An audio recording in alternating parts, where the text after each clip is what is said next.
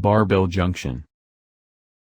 All right. Okay. So thanks for coming on a podcast, Jake from Barbend. Is that correct? Barbend.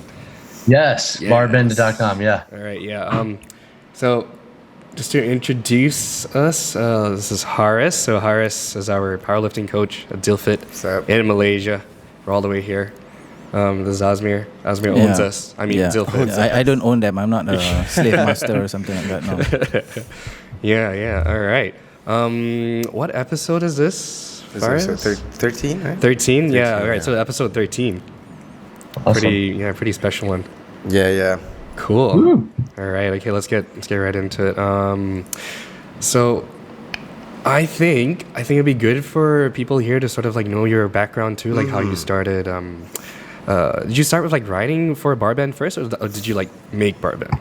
No, so it's funny, man. So I moved to New York City from St. Louis because my whole dream was to become like a fitness editor and so forth. So I moved out here for college, and I was initially doing journalism in school, and then I realized that I really liked training and coaching, and I was actually interning at the time, and I had my CPT with one of my buddies who was on my college cheer team with me, which I was a cheerleader in college. So one of my guys brought me under his wing and kind of showed me the ropes, like took me through everything, like in terms of learning anatomy and all that stuff.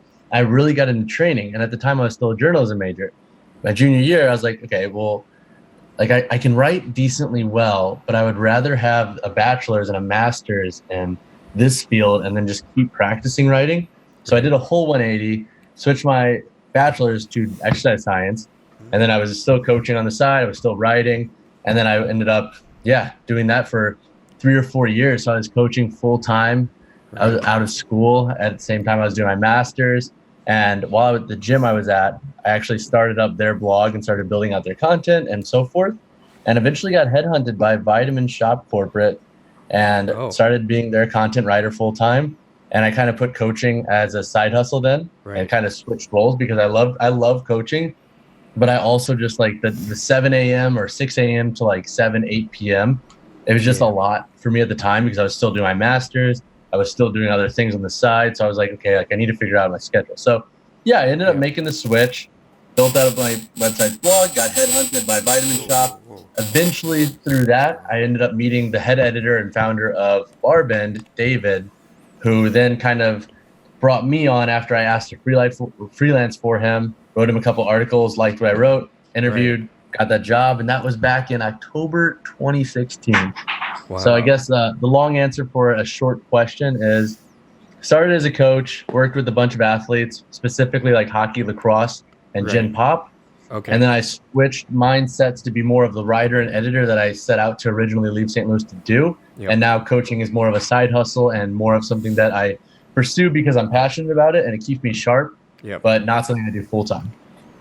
Are you still studying, or are you done? Yeah. So I guess it depends on how you want to talk about studying, right? So it's like I have my master's in sports science, I have my CSCS, but it's like in terms of stuff I'm learning now, it's like I've kind of covered a lot of the strength and conditioning topics and doing them every day with Barbend. I'm now starting to branch into like things like getting more into kettlebells, getting more into weightlifting, getting into things that I'm not necessarily specialized in, but I really want to know more about. Because my thing is like specialize in something, get really good at it, and then keep it on the side, keep improving it, but now figure out where else I can get better. And right now I'm like kind of trying to figure out what that looks like in terms of formal studying. So like school, no, I have my master's and that was enough school for me for now. Okay. So how are you going about quote unquote studying the specific? You're just going out there and just practicing, just seeing what's out there. I mean, there's always like in-field practice, but what I'm trying to get into more now, and it's more so just finding time in the weekends to do it, is starting to attend more seminars. So like I just recently spoke at an NSCA conference and I stuck around and listened to a bunch of the talks there. And it's just like the amount of knowledge that folks have that you could just learn and like leech from and just ask questions about. Like that's what I really want to get into more of doing in my free time. So I'm actually looking into a couple kettlebell seminars here in New York City come July when I have a down weekend, like mid-July, because all my weekends are pretty much booked until then. Yep. But that's my next move in terms of like formal studying, quote unquote, besides like obviously researching, reading, learning, practicing, stuff like that. How much time do you spend like reading in a day? Cool. Man, it varies. It depends. So it's like with my job, right? It's like it's a 9 to 5, but in terms of a startup world and also just like when you're always on this like kind of hustle with content mindset, it varies a lot. And in terms of like formal reading, like if you're asking about like formal, whether it be like studies, text, stuff like that, that'll vary a lot. Just it depends on like what I'm doing in my day to day, right? So it's like I write articles. I also edit for like 13 to 15 writers. And I do a bunch of other stuff on the side of that. So like when I'm programming for clients and stuff like that, if I need to research something, it will vary a lot. But on a day-to-day basis, reading-wise, I would say like formal sit-down reading on topics that I really want to read into, I would say no less than 20, but no more than like an hour. Nothing too crazy, like nothing too formal. Like I'm not sitting reading one portion of text for a super long time just because honestly my day doesn't allow it as much as I wish it did. Yeah. Right. Cool. But yeah, what about you guys? I want to hear a little bit more about your backgrounds. All right. You got an start me? interesting back. I think we'll start with you first. Because we'll lead into I have the plainest background. the plainest background. So wait, how old are you again? I'm 23 this year. 23 this year. Okay. I have a background in accounting. Cool. But I never really liked it doing it when I was doing it in university. I think I even failed one of the papers, so I had to. So at that time, I knew, okay, this ain't for me. So after I did my accounting, but then throughout the whole throughout when I was growing up in school, I always liked fitness, I guess, general fitness, like lifting and nutrition. Nothing too crazy. I was never competitive I guess partly because we never had that much opportunity competing in Malaysia. And so when I went overseas to study in New Zealand, that was when I first competed in the university meet, and from then on, the scene in Malaysia started growing. And so when I came back, I saw this chance to compete more. Now I'm doing a master's in Islamic finance, but that's pretty much it. Yeah. And moonlighting as a powerlifting coach. Yeah. That's probably the more glamorous part. More glamorous of my life. All right. Okay, so this is all for me. What about you, Ismail? Me? Well, It's complicated. I don't know how to explain this because I've never been into fitness like you guys. It's just that I was introduced to fitness by my dad because he used to buy Muscle and Fitness back in the 80s. By the way, I'm 41, I think. So I grew up like in a traditional family where education is important. So I did that, graduated as an engineer, then spent about 18 years sulking about this is not life. Life has to be more than just working 9 to 5. So I started approaching Eleco, and I asked them whether or not it's possible to become a distributor in Malaysia. At that time, there weren't any. So they said, okay, sure. So I made the sales and whatnot. So 4 or 5 years later, we have our first brick and mortar store, and these guys are now working for me. Yeah. Yeah, but that's it. Owned by Zealfit. Yeah, so I am ignorant in terms of the actual knowledge of fitness and all that, but I do understand what these guys are talking about most of the time. Yeah, awesome. Here for like business stuff, probably. Yeah. All right. I have a quick one for mine, I guess. Like oh man. Do you want to go the whole lore? Yeah, the backstory, the lore. The lore of I don't know, Zealfit. So that's a complicated one, like I told you the other day, Jake. Yeah. So let's just make it real quick. So I was born in New Zealand. Parents moved to America. My dad was working there for a little bit. He was doing films. He was into movies and stuff. So he was a fight director. So parents divorced over there. Came back to Malaysia. Picked up racing. So racing go-karts when I was like 7. Did that until I was about like 20, 21-ish. Right, so it was like go-karts and then Formula cars and into car racing, which was in Japan. That was the last time I raced. I think I was like 21 or something. Right, and so it's like, I guess leading into the fitness stuff or sort of training, because I was always like competitive ever since I was young. right? So I always had to do something that was relative to like competing, right? So something that was related to competing, like training to compete or competing against other people, because that was like sort of my drive at the time. So so now it's sort of like shifting more to it, I suppose, getting people to the point where they want to be in terms of their fitness levels or for competitions. It could be for weightlifting or strength training. But yeah. Oh, we have a guest. Yeah, no, sorry, it's Nick in the background. You have a guest. Oh, yeah, You have a guest? Yeah, we have someone coming. Yeah, so that was it. Just a quick one. Picked up weightlifting because of CrossFit. So I think we do quite a bit of stuff to CrossFit just for bringing in more like more awareness to the public, I would say. Yeah. Yeah. So picked up weightlifting there. Tried CrossFit for a little bit. Didn't really like it. It's too. That's just too much for me. It's too hard. It's too hard. Yeah, it's too hard. What's going on? It's too hardcore. Yeah, so decided to get more into weightlifting. Just because I think I like to sort of specialize in stuff, like just dig deep into it and sort of understand all like the smaller mechanics and whatnot. Yeah, so started weightlifting. Awesome. That was about like 5 years ago, I think, if I'm not mistaken. I think that was about the time when I was still listening to watching like Meg Squats like do her stuff. Yeah. And I think that's how I found you on Instagram too, because she tagged you on something. I can't remember it. You know, it's fun. I remember we've been following each other for a while now. I was like Right. thinking back on it, and I was like, I'm just remembering because I remember like seeing your lifting videos and watching how damn strong you've gotten over the last year and a half. Time, yeah. That's so funny, man. Yeah, Meg is so fucking cool. Yeah, She's dude. really a cool friend to Yeah, have. so a lot of the stuff, I kind of learned some things from watching her videos too. And what's her boyfriend's name again? Ryan. Yeah. Because he's competing, or he did some competition for weightlifting, right? Or did he pick it up? Or Yeah, I think he did a little bit. I think he did a few years ago. I think it was before he started helping out Meg full time. Yeah. And like kind of he just got like he's doing a ton with that. So Yeah. I don't think he's competed recently, at least like in the last 2 years since I've Yeah, because he had that been a snowboarding little stuff. more close with him. Yeah. So yeah, and then like I think you followed me like 3 years ago or something. Yeah, dude. Yeah, man, that's a long time ago. So, yeah, man, we're it's Instagram crazy, friends.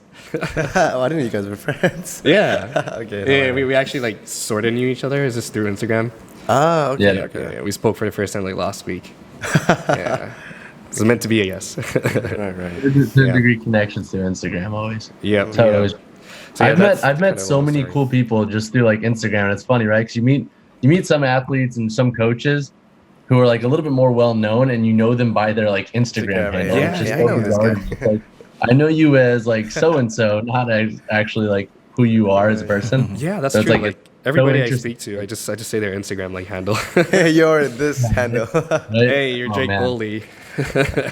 The worst though is when athletes or coaches have their handle, but they don't freaking either include their real name or full name. Yeah. Oh yeah. Oh, But that's, it's like that's you me. meet them and you're like, Yeah, no, that's Harris. So Harris, his Instagram handle is how much I bench. yeah. So, That's all you know about him. that's I've creeped on your profile when we talked about it the other day. Yeah. at least yeah. you know I bench. Yeah, that's quite a bit. Yeah. So I'm trying to get Harris into equipped powerlifting or like equipped bench, Oh man, because I think that would be really good. that's an animal I have not even touched. Yeah, we I don't- actually have a member or sort of like a friend of ours who just competed at the Worlds for bench, was it? Yeah, Bench? it's World Bench Yeah, Press in Japan. Yeah, in Japan. Yeah, so IPF. he I think he got like 195 or something. He's like 195, 50. He was in the as in masters in It's masters. insane. Yeah. That's not. Jeez. Yeah, but yeah. So I guess we're sort of like moving on to the topic of like the coaching stuff that I wanted to talk about, like something a little bit more, I don't know, relatively Yeah. controversial, I guess. Maybe not. But sort of like how I see a lot of coaches at the moment. I don't know how it is like in America right now, but it's sort of a thing here where when people coach, right, like they're really not using their clients in a way where it's like empowering others. So it's sort of like, look at me, this is stuff that I'm doing, this is working for me, so it's gonna work for you. Oh my gosh, dude. Yeah. I agree. Yeah. What are your thoughts? What like I would love to hear your thoughts on that, and then I'll give you my little rant of what I see. Yeah, no, I just think it's sort of like it's sort of creating reliance for your clients to depend on you compared to making your clients independent, right? Like because you want your clients to sort of be like resilient and independent and sort of like come back to you when they actually really need it, not come back to you for like every single thing, right? Compared to like teaching them how to understand like how stuff works, whether it's like RPE or percentage work and whatnot, or to understand like their different training blocks and whatever. I find that not enough people really talk to their clients properly about it. It's sort of like just listen to my shit, right? And if it doesn't work, it's probably your fault. Yeah, compared to like looking back on like what you could have done better to help like your client, right? To kind of like continue growing on their own without relying on you. I feel like it's probably... Sorry. Go ahead. Oh yeah, I feel like it's probably coming from the client's side as well. Like the general mentality or the mindset here is that a lot of the people who are into, or I guess the consumers of fitness here, they just want to pay the coaches and then, okay, you just tell me what to do and I'll just do it. So I guess they're not really interested in educating themselves and knowing what the ins and outs of training or nutrition. So I guess you can't fully put the blame on the coaches, I guess. Yeah, that's true. Because the clients sometimes they don't ask, they don't demand more from the coaches. They just come in but I guess partly the coach could also do some explanation, I guess. Yeah. But yeah, it's just the general the mindset here. People don't value that education and the knowledge. Knowledge. Yeah. Is it something similar in the States?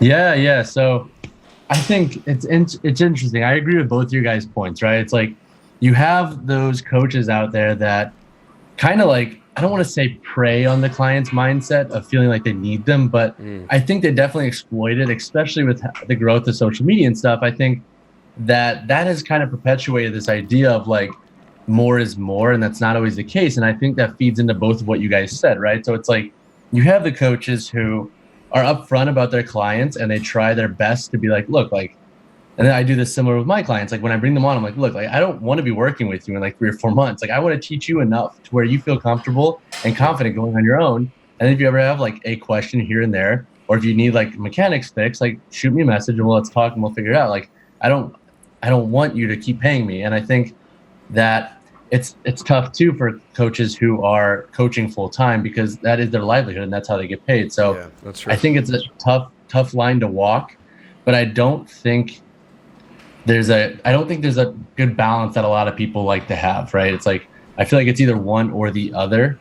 Yeah. And it happens all the time in the States, and I see it a bunch in terms of like the idea that as a coach you're very, let's say, strong or aesthetic or at some peak level, and you try to put that into somebody else and you make these cookie cutter kind of ideas and mindsets, and it's just perpetuating this, like, I don't want to say something that's wrong per se, but like when you bring on a client who doesn't know and is looking to you for answers and you're giving them these answers, but they're not working for them, then I think that feeds into exactly what you guys are talking about, right? So it's like, if I'm trying to give you exactly what I do in hopes of doing exactly what it's done to me and it doesn't work, then what's going to happen? Like the client ends up feeling like crap.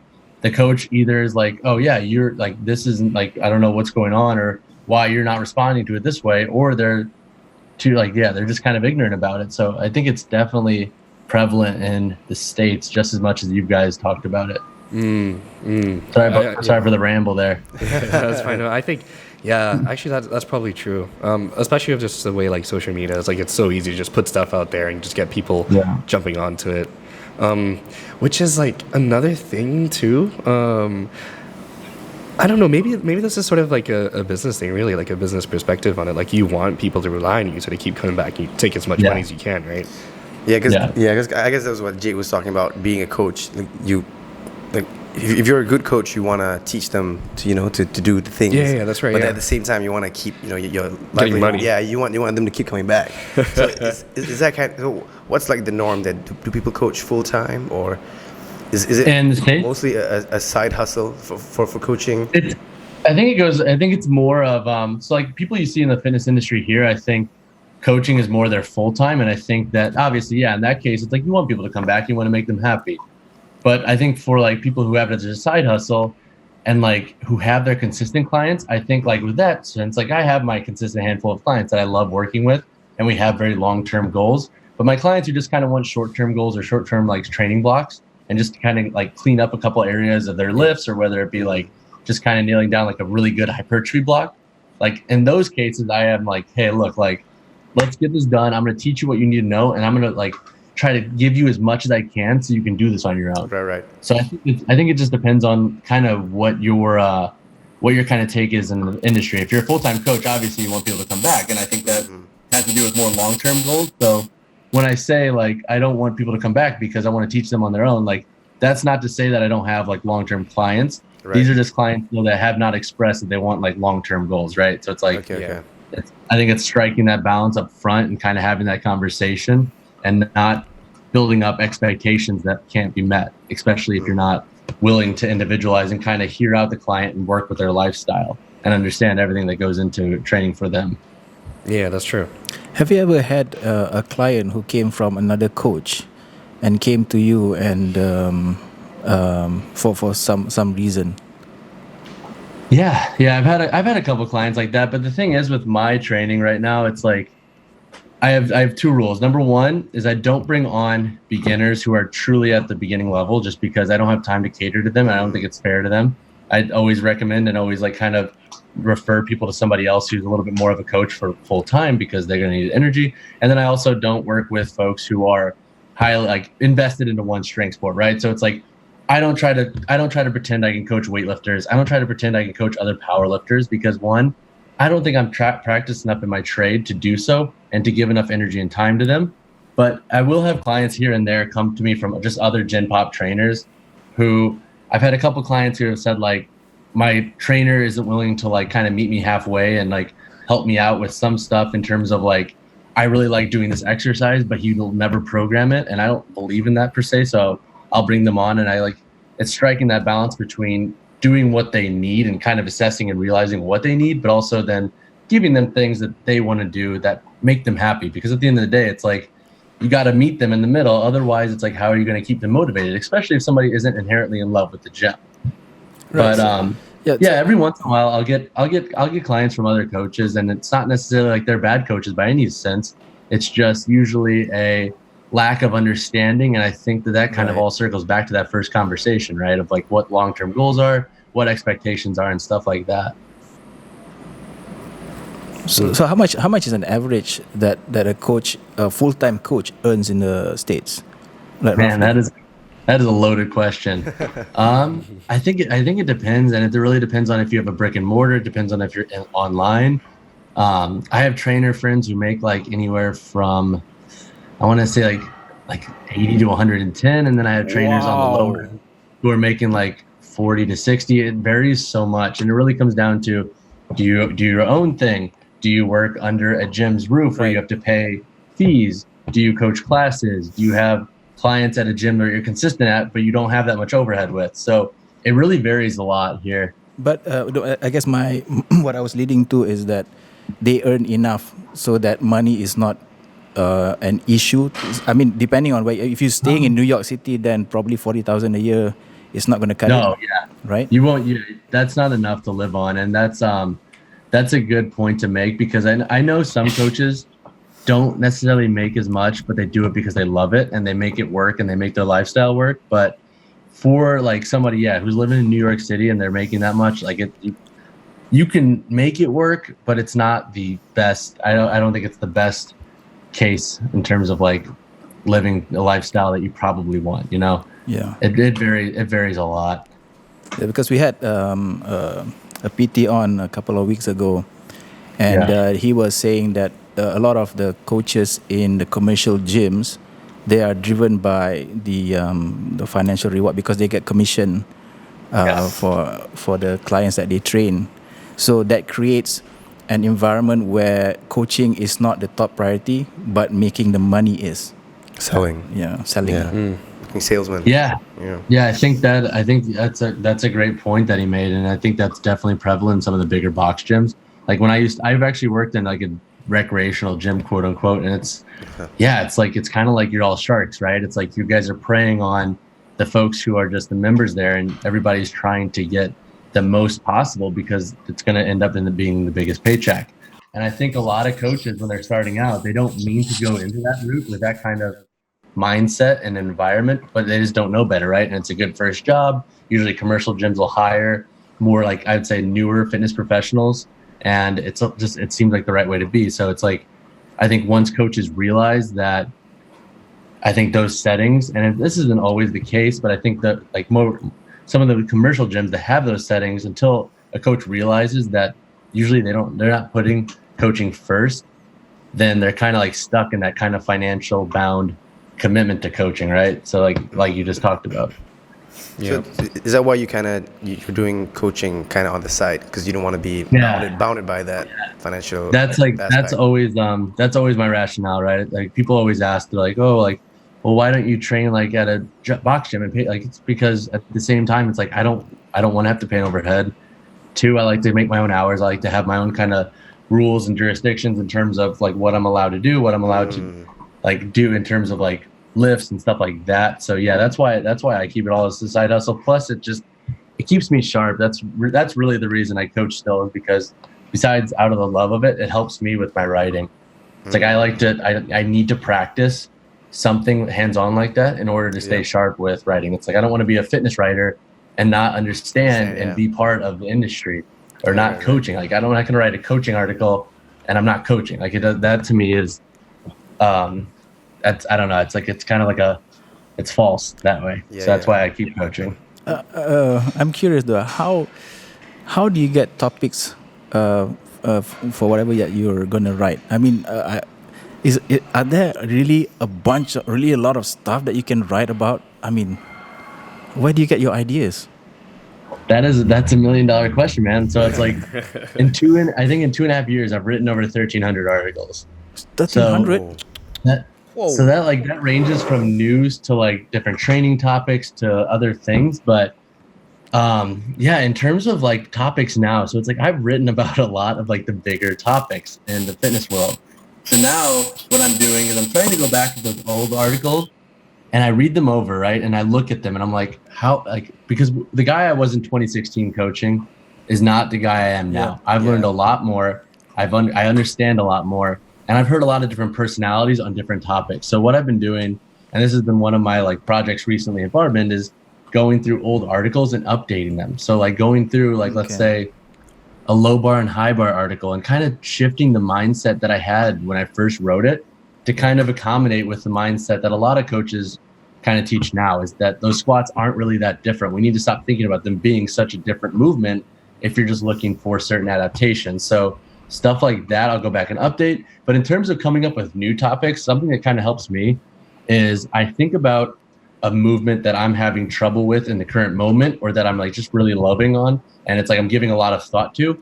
And then I try to break it down into as many little individual pieces as I can, whether that be cues, whether that be like, let's say, weaknesses or mistakes made or something like that with the movement. So I've been trying to really like kind of take it a step further, because you can only write about the bench press so many times. Before. So now how do you take it a step further? You start talking about leg drive. You start talking about cues to get set. You start talking about grip widths, things like that, things that are going to give people that extra 10% that they might not get from a bigger article. So that's what I've been trying to do now. And it's like, there are still bigger topics that I still need to cover, but it's I think as you write daily, it gets a lot tougher to come up with topics, but it also makes you a lot more creative, and it makes you really think about what people might be lacking or missing. Do you consciously separate yourself from other writers, fitness writers? Can you elaborate a little bit on that? Like, I assume there are a lot of people just like you who write on fitness, right? So they would have their own materials. But do you consciously separate yourself? Like, I'm not going to write about this particular topic because it has been said by so many people. I'm just going to have a different take on it, a different view, or different angle. So that's a really good question. The way I approach that is it depends on the topic itself. So I look at the topic, and if it's something like, let's say something like chin up versus pull up. For something like that, that's a little bit more clear cut, and you kind of know the differences and kind of what the studies have said and kind of the EMG on those, I'll write that without really looking around at other writers first. I'll draft that whole article out, have it done, and then I'll explore other writers and see what they kind of said and kind of look at mine and be like, okay, is mine factual? Is mine making sense? Is my take a little bit different? In terms of topics that are, I don't want to say, let's not say controversial, but just a little bit more of a hot topic in terms of the different takes, like the different takes on the two topics or the topic at hand is a lot more diverse. Then I'll explore other writers and see what they've written about, because at the end of the day, there are a lot of people that are way smarter than me in this world, especially in the fitness industry. So looking at other ideas and mindsets and kind of how thoughts were portrayed, I found kind of helps tease them out of me, right? So it's like, if I'm kind of stuck on an idea that I have with the topic, so let's just use sumo deadlift as an example, right? That's a hot topic. Yeah, people feel very strongly about it. People feel very like loving on it. They think it's fair. Others say that it should have its own judging category. Stuff like that, I'll explore what others have said, and then kind of make a hybrid version of like what I think, and try to like bridge them all together to make sense of it. It's like this person's saying this because they have this point of view, and then on this side, this person has this point of view. They both see them because of this, and then just trying to bridge it together. So to answer your question, it really comes down to just really like if there is a clear-cut answer with something, or if it's really nuanced. If it's really nuanced, then I 100% look at other people and kind of see what they've written about, especially people that I respect in the industry. And I kind of tie that with what I have in my mind, just to kind of make it make sense, basically, but also just build out the article to like the complexity it needs and not leave anything off the table. Have you had any other articles that you've written that's controversial and getting you a lot of flack from other people? And what? Honestly, me personally, not really, man. I haven't really had any articles that have gotten me any like true hate mail, so to speak. Nothing too crazy. Like, I mean, you always have people who will comment and disagree, and I don't consider that necessarily negative, like what we're speaking about in this moment, because it's like at the end of the day, man, you can skin a cat multiple ways in this industry, right? You can coach a back squat 40 different ways, and chances are someone out there is going to think you're wrong. So in terms of like articles that have gotten a ton of backlash, not really. We'll write about news topics here and there that'll get a ton of backlash, but that's just because they're topics that are very controversial. But I haven't written anything in training wise, like cross your fingers it doesn't happen anytime soon, that has gotten me some mean messages or emails for that matter. So what's the direction with the articles in Barbend? I'm assuming it's not super academic. And it depends, man. So like we have articles that are short form. We have more of like evergreen articles, and then we have more of your like in-depth articles. So I've written articles, and my co-editor Nick has written articles that have like 15, 20, 25, 30 studies in them. So like in terms of like if you look around in the industry right now and compare them, like we're usually a little bit, if we're writing about a big topic, heavier on the academic side. Obviously, we're not going as in depth as like Stronger by Science with Greg Nuckols and stuff. Just our turnaround is a lot faster, so we can't really do that without getting more quotes or having someone else write the piece. But I would say we err a little bit more on the academic side in terms of topics that need science to have them kind of warranted, right? So it's like you're not going to write about, let's say, like in the nutrition section, like the keto diet, and not include a bunch of studies talking about possible benefits, possible backlashes, when it can be applicable, things that are basically very pertinent to that I think would be very reckless to write without providing academic. Just because also being a news site, we kind of have to watch how we write, because we can't advise things without having at least a scientific academic background, because that could get us into a lot of trouble. Yeah, for sure. Yeah, because then you're just using like your own citations and random stuff that. That's not how I roll, man. I don't see a lot of. Like I don't know. I think when coaches or fitness folks write and they're like, a lot of studies say this, but then they don't link anything. It's like, okay, like what the hell do you want me to do with this, right? Like, that's this great, cool. A lot of studies say that I could run for water, but that's not true. Their studies are like the highest voted comment on Reddit, and it's some obscure part of it. But yeah, so actually, I think that's a good thing that you're leading into, which is one thing I wanted to talk about, is that like how and why do you think that most coaches in general, they're not really open to discussion or different ideas, whether it's about I don't know, like let's say for example one thing like why foam rolling may work, right, or like why it may not work. Like people are sort of really what's the word I can use for it? Adamant. Yeah, very, very adamant that like, nah, it doesn't work, just don't do it. But I'm like, yeah, but you know, if it's gonna make someone feel better, right, and if they understand why it's making them feel better, compared to like actually, I don't know, stretching your fascia and all that stuff. But yeah, you kind of get my point, like where I'm leading into, right? Like it's sort of being more open to the fact that you're here as a coach to make people feel better and move better. You're not here to try to prove a point that doesn't really help anybody. Do you know what I mean? Yeah. No, I'm with you, man. And I love this topic because I don't think it's practiced enough in our industry. Yeah, definitely. Especially with because it's like I have a lot of thoughts on this, so hear me out. So I think the reason that we don't see a lot of it now, or more for that matter, except for in a small few bunches, is because like I really relate it kind of back to like that social media presence, right? It's like everybody wants to show that they're the best. And by doing so, I think that limits how we think. It makes us think like we have to stick to our guns and never admit that we're wrong, or never admit that there might be a better way to do something.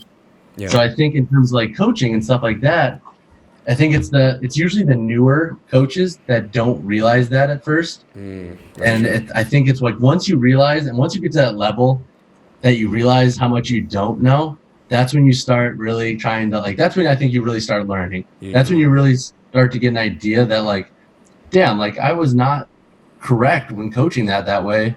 Like that's a really, really good cue. I'm gonna try that out and see how that works. Yeah, it may work for someone. Explore different things. So I think a lot of that has to do with one, how media is perceived and how coaches think they have to always be right and be the best, but also two, experience. A lot more people think they can coach, but a lot more people don't want to swallow their pride and admit when they might not know something. So that kind of circles back to point one. So it's like training age as a coach, and then the way media is these days. Yeah. How do you get on that?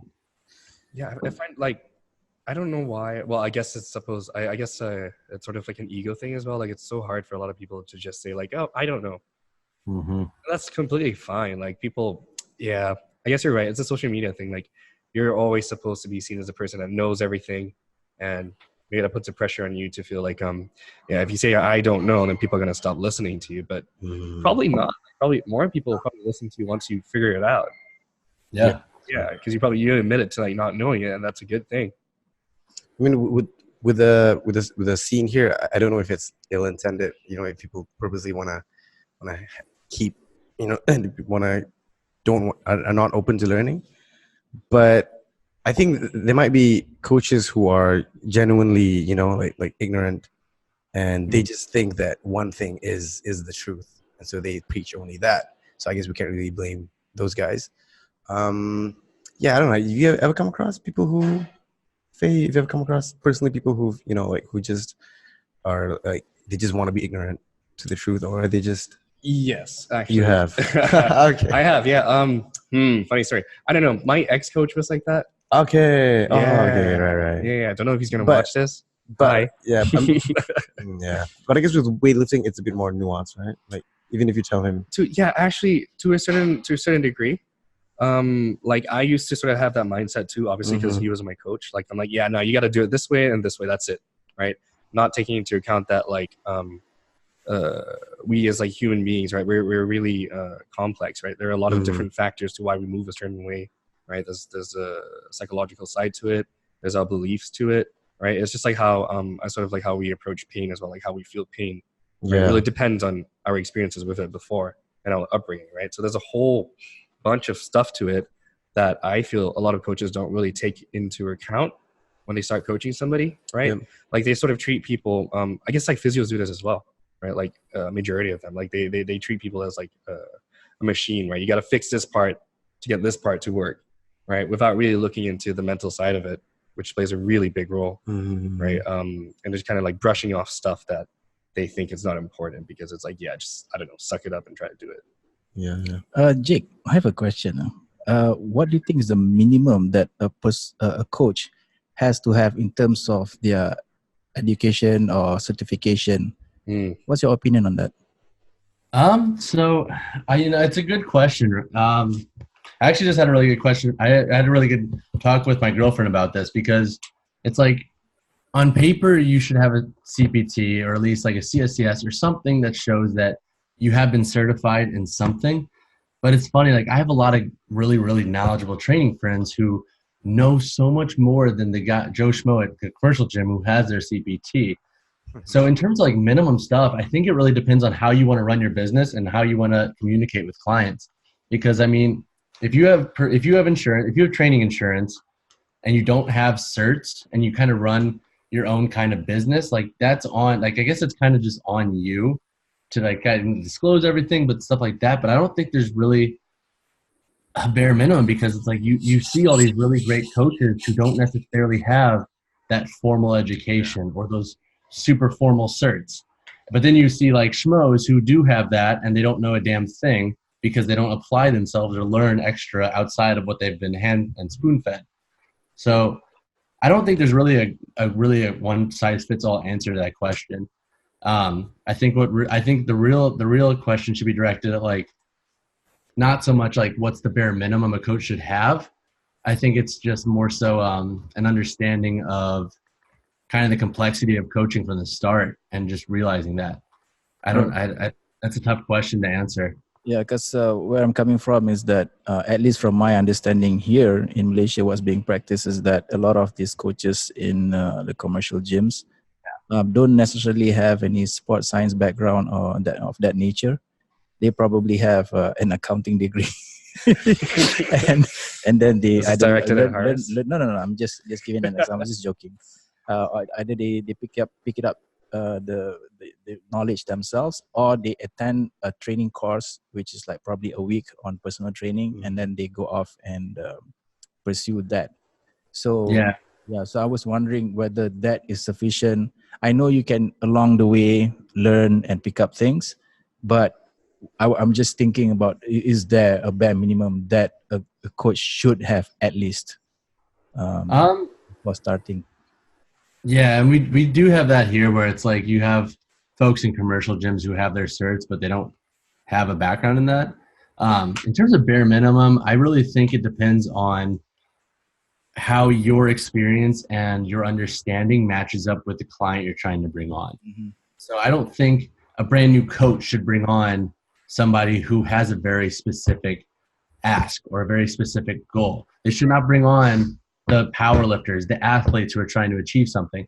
Now it's like, how do you get there to train that level with experience with people who are a little bit more general population, just that, so you can learn. But also, if you really want to train that kind of person and let's say you're just starting, like work with friends or experiment on yourself, experiment on friends who you can kind of design what they're doing a little bit more without really like throwing them off track. So to speak, in terms of like the bare minimum, like if a power lifter came to me and I was a brand new strength coach, I don't think I have the credentials or know how to do that. And I think that's a bare minimum problem, right? Their experience trumps my knowledge and experience.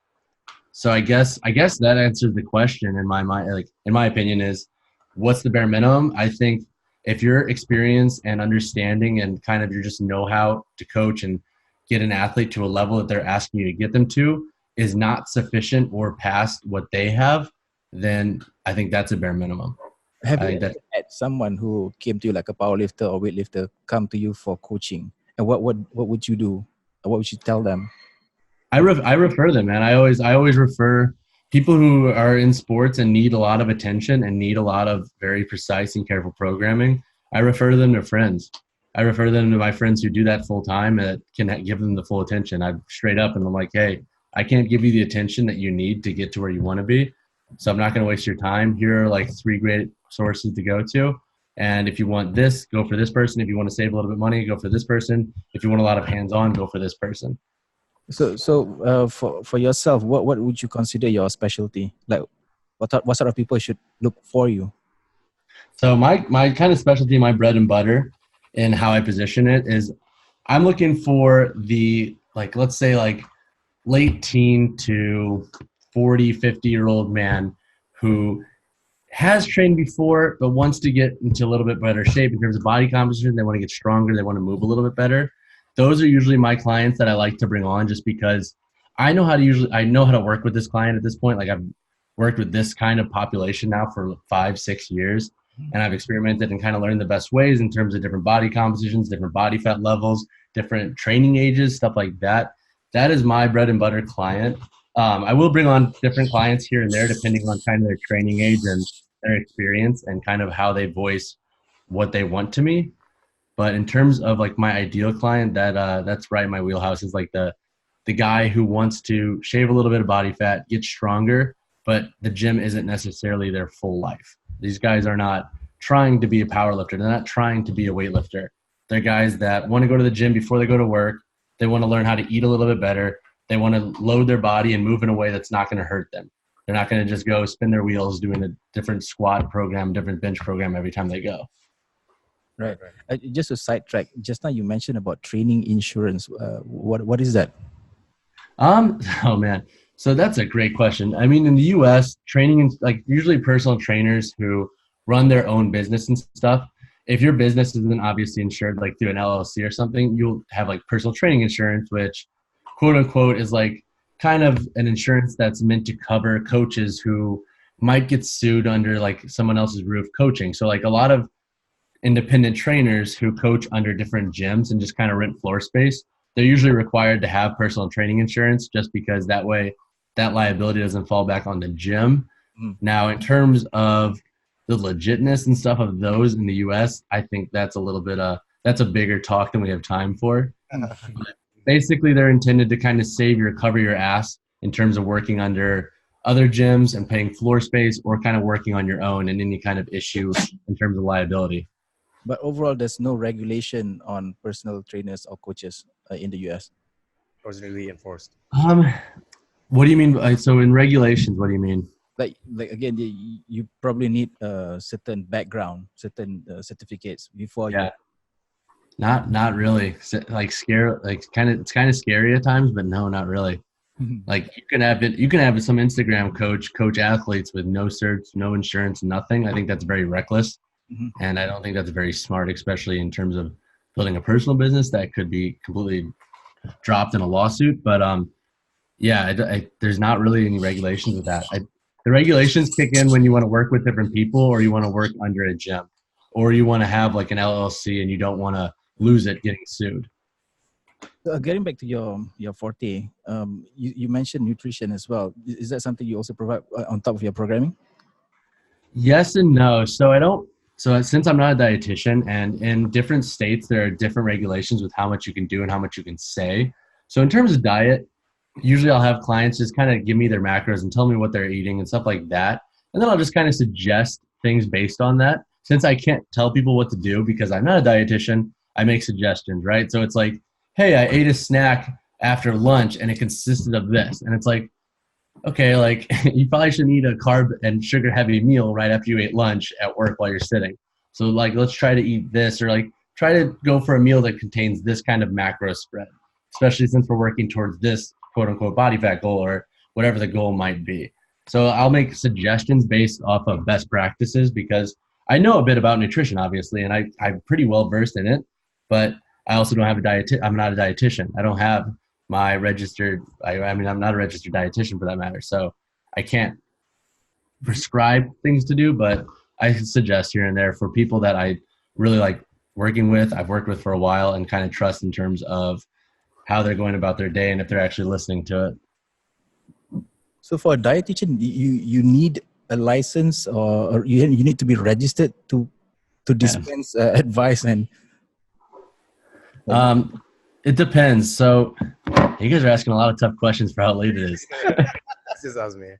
And it varies a little bit. And honestly, I'm not the best guy to ask in terms of the differences of a dietitian versus a nutritionist. There are different parts of each. I think one is a little bit more strict in terms of how you obtain it, and I believe that's a dietitian. Probably gonna get a mean comment if I'm wrong on that, but yeah.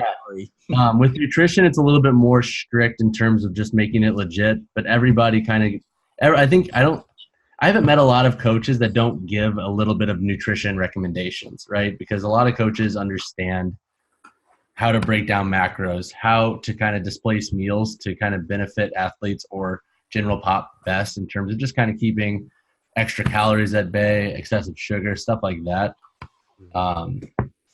But yeah, what was the question again? It's okay. But in terms of how you, which sort of diet do you prescribe usually? I mean, do you suggest to your Yeah. clients? You know, Good word. keto or intermittent fasting or paleo, or what do you? Here we go. Is this also a loaded question or? No, you're good. You're asking like what I suggest most often. Yes, I just. I guess is there anyone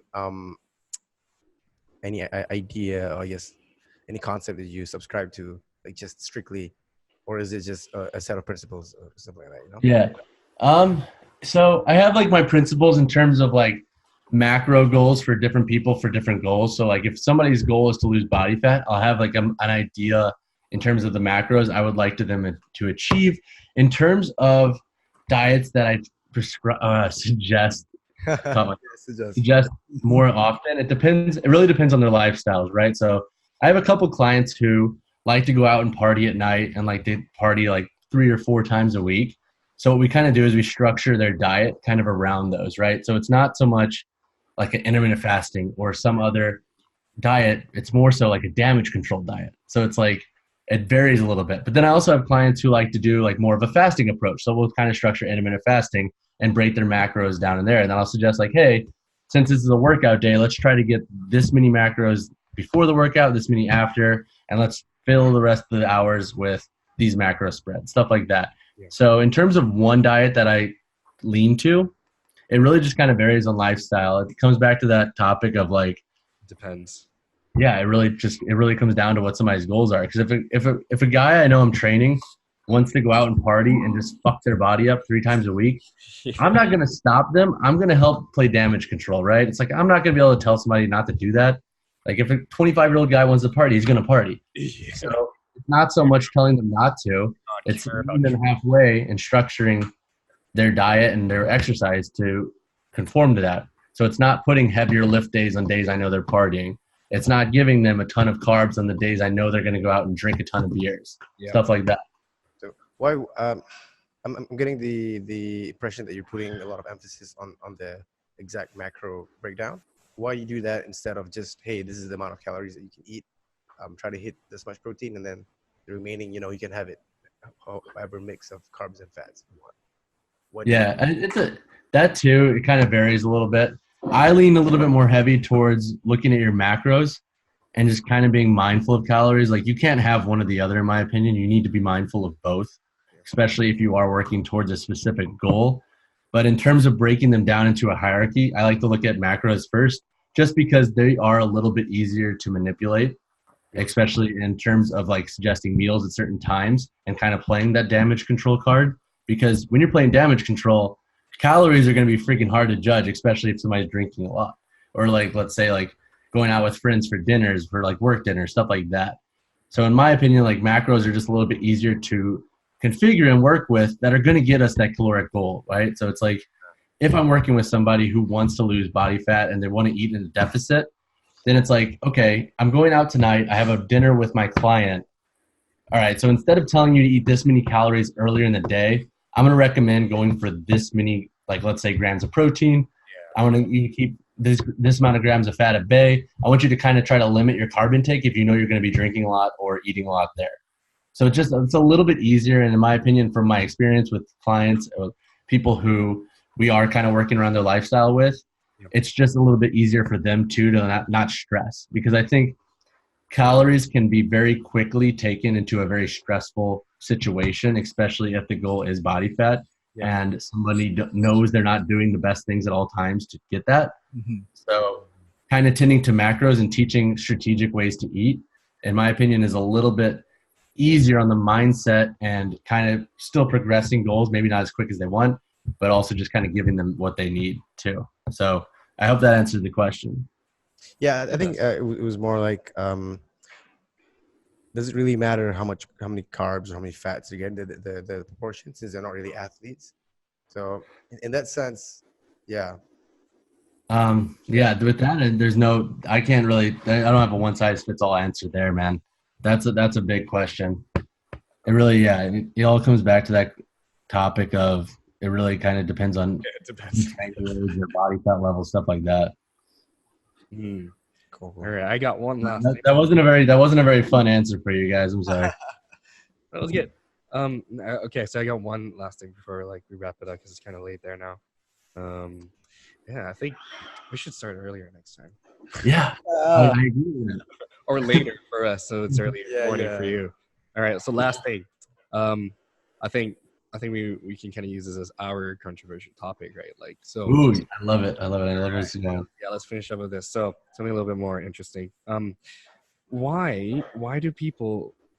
Well, to the best of my understanding about nutrition, anyway, why do people like to subscribe to a certain thought process? Like, all right, keto is better because it's doing this to your body, and blah, blah, blah, a bunch of stuff, right? When in general, right, you're most likely losing weight just because you're in a deficit, not because anything's happening. Like you get people like, yeah, just cut out carbs and fat.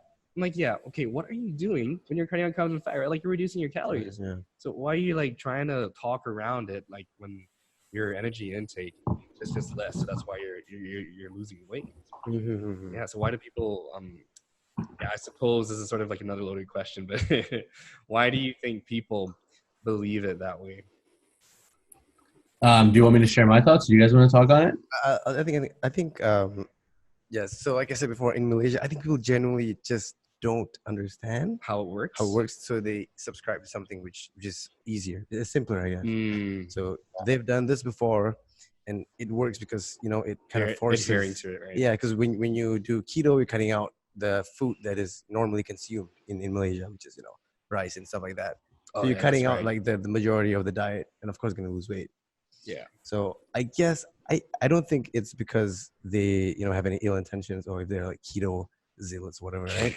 Yeah. So like they just think it's a simpler way to get people to execute as well, because the people aren't interested in learning as well. That's true. So to adhere to. Yeah. So I don't think there's any ill intention behind why they do the things here, at least in Malaysia. So because we have good food.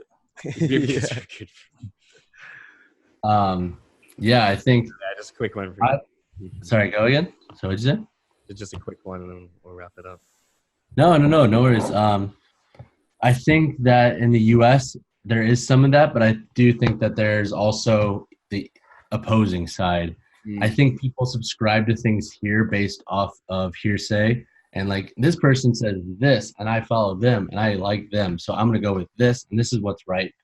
It kind of circles back to just like that mentality that one thing is better than the other, and it's not the understanding of the bigger picture.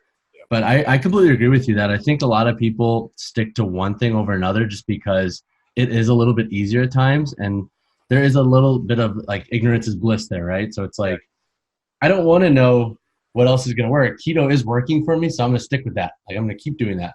And I also think outside of that, you have the fact that like I think people try so many different things that when they finally do find that one thing that works a little bit, they automatically think that that's the ticket, and then they just blow it out of proportion, right? And they just go down the rabbit hole with it, as opposed to like being objective and giving it a little bit more time to really see. So it's like, oh, I tried keto for a couple weeks and I lost a bunch of weight. This must work. No, it's probably just water weight because you're not eating a full freaking macronutrient. Yeah, that's right. So I think there's a bunch of different ways how that can go in terms of like how that is in the U.S. I think you have the ignorantly bliss folks. I think you have the people who are the hardcore zealots in terms of who they listen to and who they follow, and they'll just die on that stake no matter what. And then you have the people who have that little bit of their own mindset of where they want to be, and they experience something at some point, and they just go down that rabbit hole and just keep going and perpetuate that. I've also seen some nutritionists, or I don't know if they're doctors, but they also advocate like I think it's in the U.S. They advocate like particular diets, and they put it they position it in a way that it's superior to other diets in terms of like being healthy, losing weight. So why are these nutritionists or doctors who are supposedly, evidence based? So why are they in that position? Why? Yeah. Because money. I mean, I don't. It's not to say all the case, and I think that there's a lot of great researchers and doctors in the U.S. that have done their work and they truly believe in the work they've done holds benefit. But I also think that there are the people out there who exploit folks for the money. I mean, people who perpetuate like. I'm trying to think of a good example without throwing any names around, man. I'm trying to look at my name, but you have like if you watch any YouTube video, you see those dumb fucking like 2-3 minute ads pop up about chlorella and all this bullshit. Oh, man. Like that's a good example of somebody who's using their credential to push bullshit, and they're doing it because people see that credential and they don't think a second thought about it. They just trust you. So that's where I think that's where the murky water comes in, and it's not always the case, but there are snakes in the grass always. Yeah.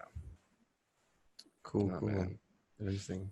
Yeah, I think we need like 2 more hours to get into. Dude, I was waiting for foam rolling to come up because I was like, I really want to talk about fascia. I know. All right. So, Yeah. well, okay. Let's spend like 5 minutes. Give it a talking quick about one, it. yeah. We'll give it a quick. That's fine. Yeah, let's do it. Back to it. So, Only 11:26 here. We're only like 3 hours past my bedtime at this point. oh man. All right. Yeah. So don't. To anyone listening, we're tired. Well, I'm kind of tired. Been about hours. I think Asmir is tired. Asmir's No, bored. okay. I think we can do one more. We'll just talk about foam rolling. Yeah, I mean, if you guys are in, let's chat. Let's do it. No, I why we want have you here? because my girlfriend, she just finished a course recently. I can't remember for what it was. It's about something to do with fascia again, right? It's just some research by this doctor who I really can't remember the name of. Probably not good to mention it anyway, right? So they're under the impression that like when you are manipulating your fascia, right? There's a thought process that like you're hydrating it. So I don't know how that works. Have you heard about that? No, I mean, so man, keep going. I want to hear more, and then I'll share. So once the thought process is that like the reason why you're feeling stiff is because your fascia is not hydrated. and not to make fun of it, but I would like to know where the hydration is coming from. Okay. Like, and why pushing against your fascia is gonna hydrate it.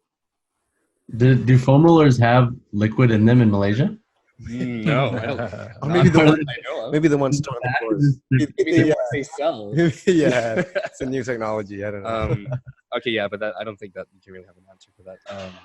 Maybe a better question would be like, why do you personally think there's such a big gap in understanding of fascia and like people who sell these ideas to people besides making money, of course? Yeah. Do you guys want me to talk on that? Yeah. You share your. So so it's funny. Okay, so I'm gonna give a little bit of background here. So at the talk I spoke at the NSCA conference, Bill Parisi, he's a coach who runs Parisi Speed School here in the U.S.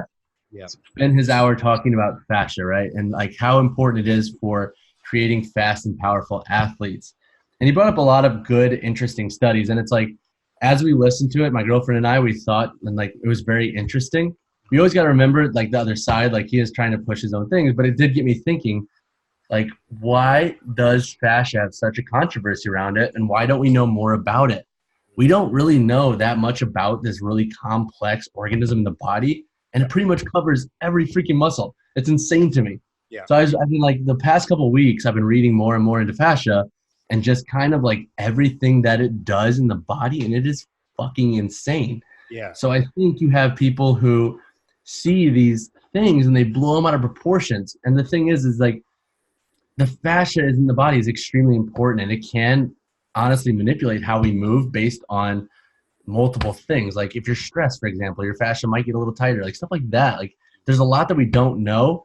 And that's, I think, also perpetuating this kind of, let's call it bullshittery, because there's not enough research done on it to really call one thing or the other. So people are capitalizing on this maybe like one anecdotal study that proved this. So now it does this, like breaking up scar tissue and adhesions. Like we know that a foam roller is not going to break up scar tissue to the extent in which that people are trying to sell it. That's just not how that's going to work. Yeah. So I think in terms of like why people push it so much, it's because they don't know enough yet. And they see it as like it might do this, so let's try to capitalize on that, but we don't know yet. Like the fascia is so unbelievably, like it's unbelievable, like how many how many proprioceptors are in the fascia and how it all kind of manipulates based off of movement patterns, how we're sitting all day, stuff like that, how it gets tight. And it's like, I didn't really start thinking about fascia to this extent until I had knee surgery. So I tore my quad squatting. And that was like 2 years ago, and ever since, man, my knee has not been the same. And it's funny because like when I do certain things and I move certain ways and I try different things, I notice all of that tissue getting super tight around my quad muscle and my knee. So I've been really kind of investigating more into fascia and how to kind of manipulate that, how to like actually properly train that, because when I was in that talk, Bill Parisi brought up a couple really good topics, and that's fascia can be trained to an extent. So it's like you have your muscular training, and his logic is like you can make somebody fast by getting them strong, right? You can make somebody extremely fast by getting them strong, but there is going to be a level, right? So you can only be so big and so muscular without starting to lose your top level of speed. So how do you get faster after that?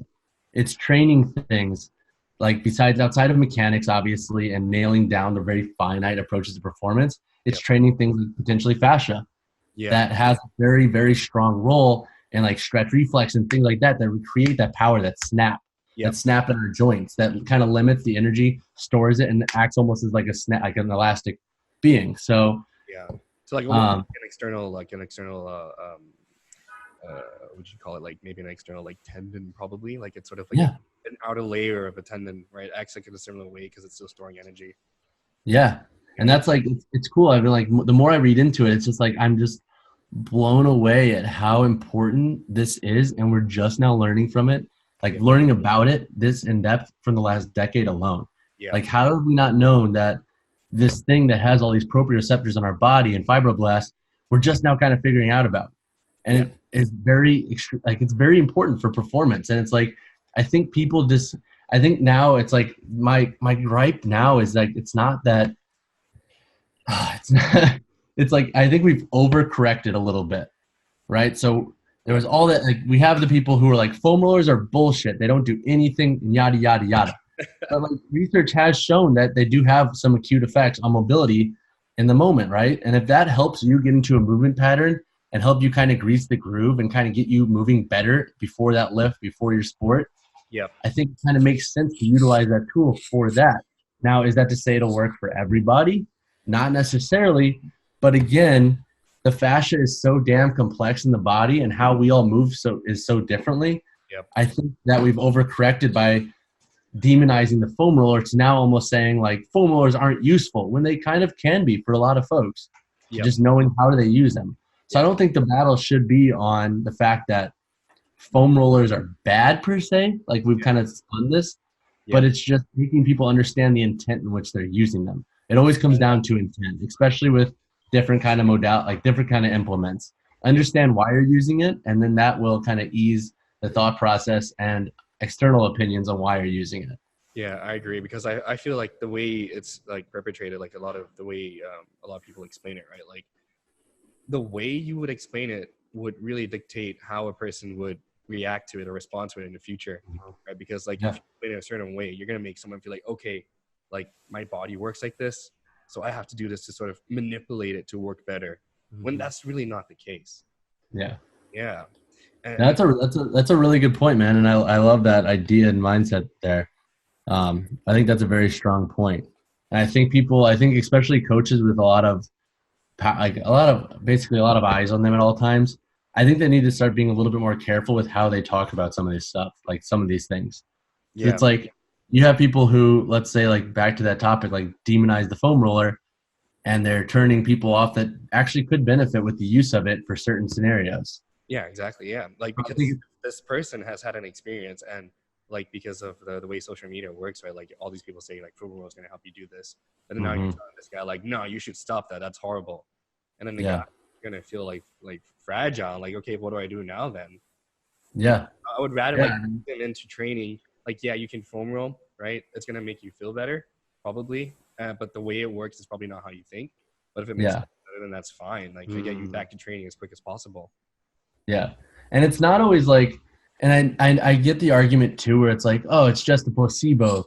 And that could be the case for some populations where they think they need it. I think then at that point, the foam roller is again in the wrong. If you feel like you need it to do something. Yeah. And I think you need to draw the line there. But also it's like, I don't think it's fair to say like this has no benefit for this form of use.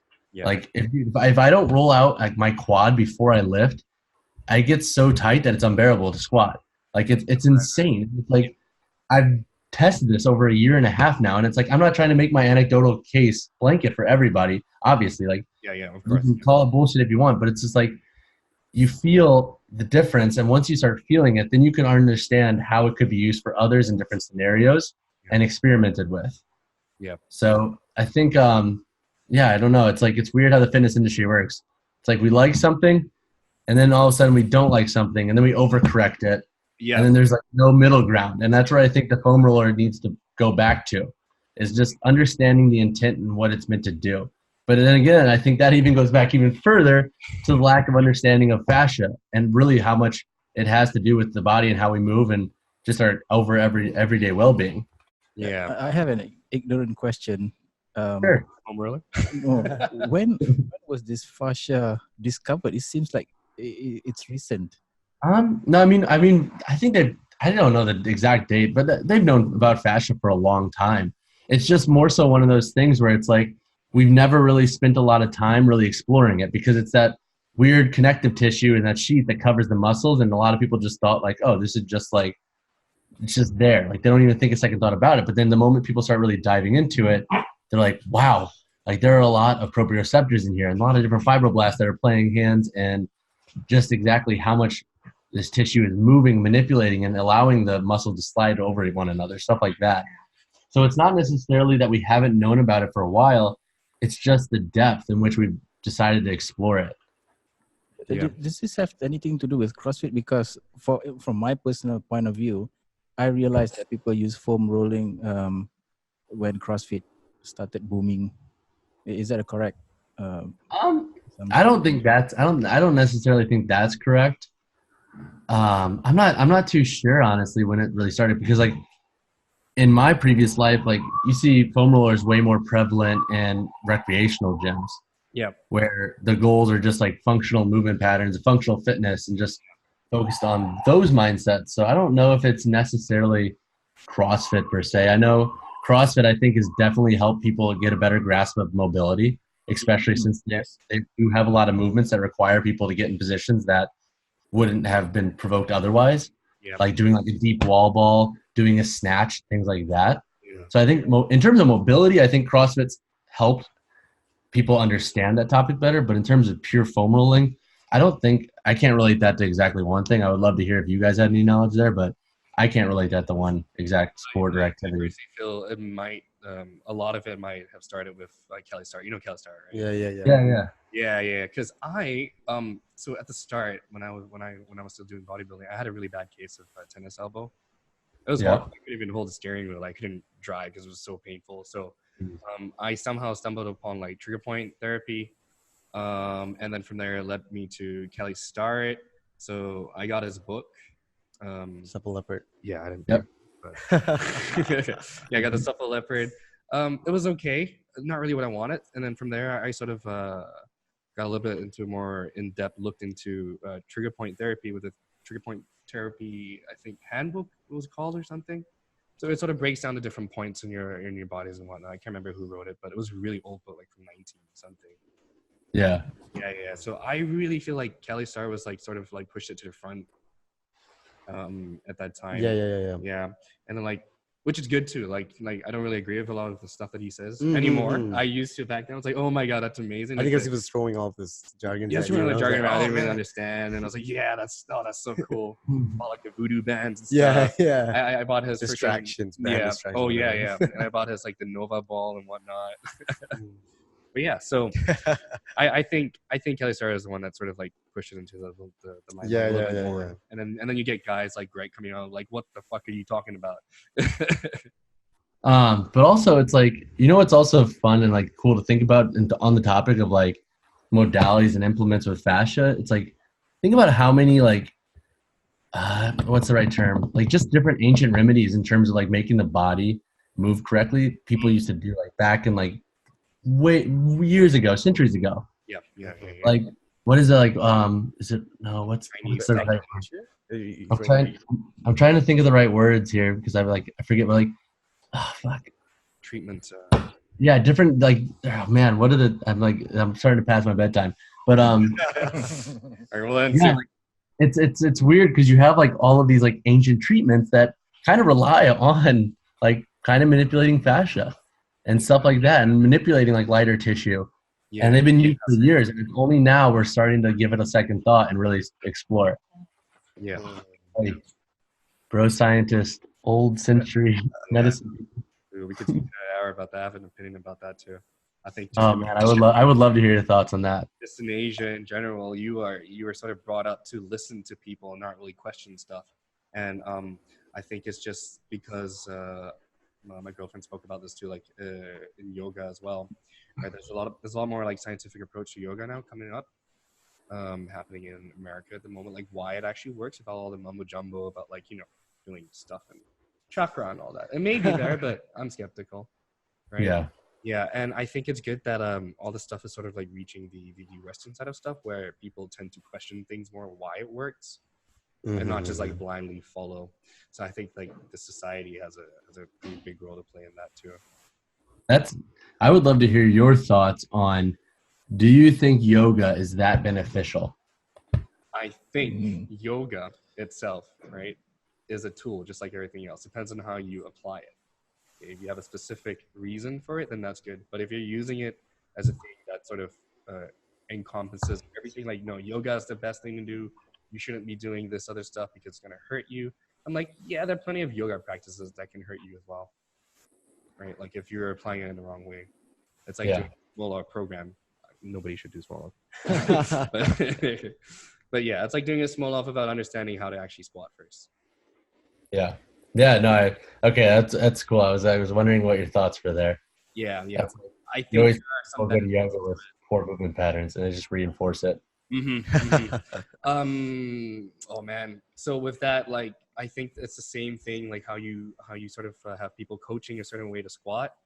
That's also a thing in yoga where a lot of like yoga teachers, from what I've read recently, because I've sort of like dug into it a little bit, that they force you into positions that is not suitable for your specific body type, right? Just because it doesn't look correct to them, right? Like you can squat like 10 million different ways and you'll probably be fine.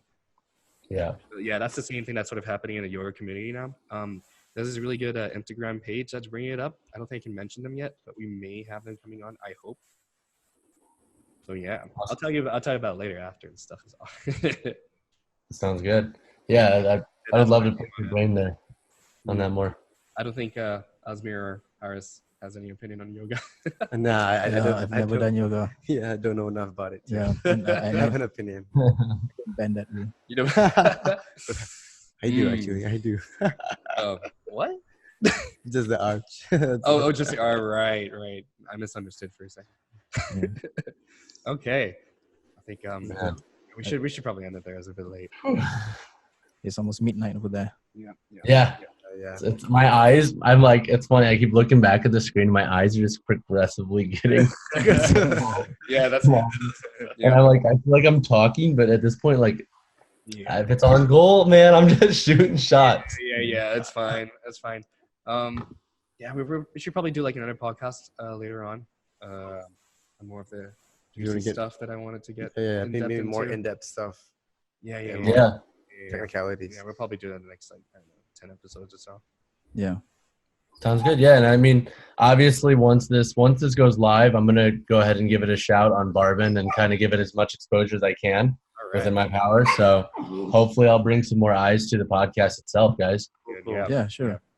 I think more people are gonna pick apart Alfazio part than anything else. But Jake, thank you so much for coming on. I really appreciate it. I know thanks, it's late Jake. for you. Maybe next time if we do it, we'll do it at night time. Yeah, we're So accommodating. that For us, yeah. we'll accommodate you. Or I could just wake up at like 3 a.m. and that's what yeah, that'd be perfect for everybody. Thank you guys. Seriously, it was a joy to talk to you all, and I mean, I feel like we could talk for a full 8 hours about some of these topics. We could. Going back and forth. We could. So I appreciate the time, and I really do appreciate how you guys presented the information and kind of shared your thoughts. I really do appreciate it. Thanks, Jake. Thank All you. right, cool. All right.